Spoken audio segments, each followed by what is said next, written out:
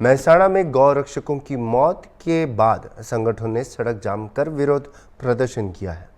गौ हत्या मामले को लेकर रेंज आईजी वीरेंद्र सिंह यादव ने प्रेस कॉन्फ्रेंस को संबोधित किया।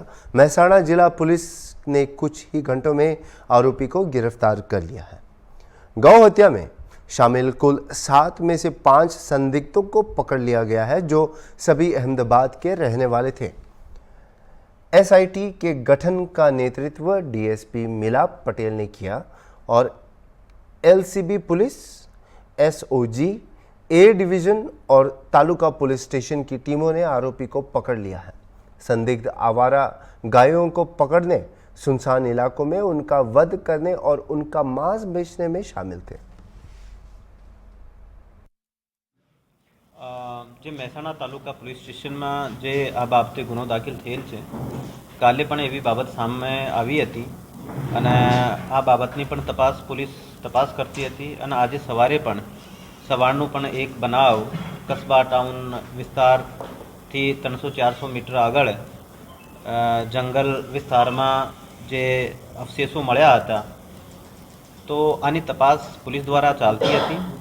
કાલથી લોકલ પીઆઈ, ડિવિઝનના DYSP Shri, incharge SP Shri અને એલસીબી એસઓજીની બધી ટીમો સાથે મળીને અને ટેકનિકલ એનાલિસિસ અને બીજા જે છે એની ઇનપુટની આધારે એ ગુનો શોધી કાઢી છે અને આ ગુનામાં જે આરોપીઓ ઇન્વોલ્વ હતા તે પૈકી 5 આરોપીઓને પોલીસે રાઉન્ડ અપ કરી છે અને આગળની કાર્યવાહી હાલ ચાલુમાં છે।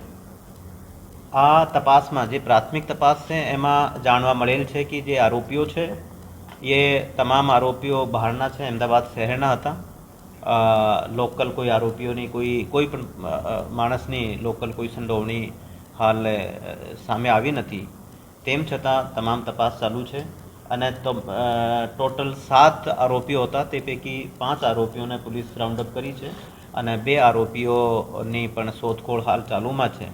અને સાથે આ આરોપીઓ સાથે જે પણ વ્હીકલ્સ હતા, જે વ્હીકલ્સના જે યુઝ કરતા હતા એવા અમુક વ્હીકલ્સ પણ પોલીસે હાલ